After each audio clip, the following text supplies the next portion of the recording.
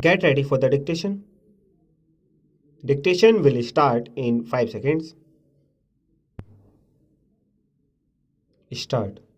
Sir, the Honorable Prime Minister was vehemently against the Seattle and Baghdad Pact and all those things that he thought were against the spirit of the United Nations.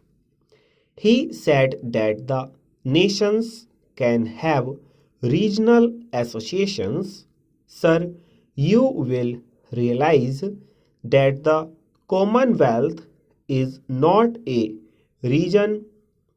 Australia, India, Canada, and the United Kingdom are so far apart geographically from one another that nobody in his imagination can consider them to be a compact area where there may be some sort of an understanding or cooperation.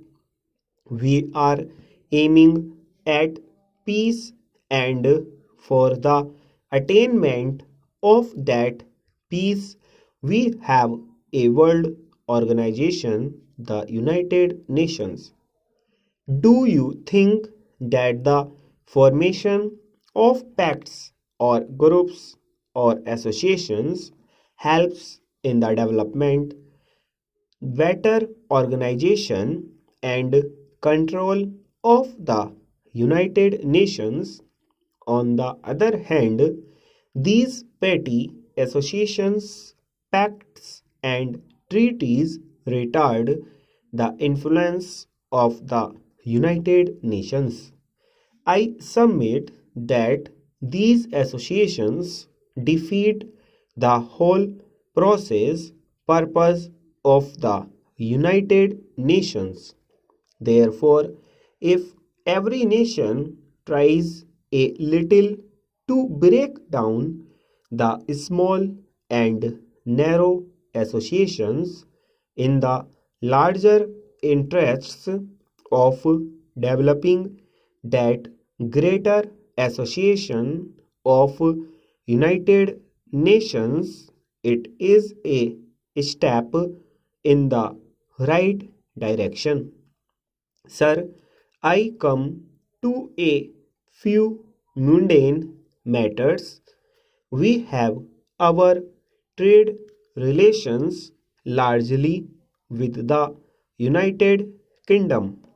If you see the structure of our import and export trade, you will find that a large part of export goes to the United Kingdom and a large part of our imports comes from the United Kingdom.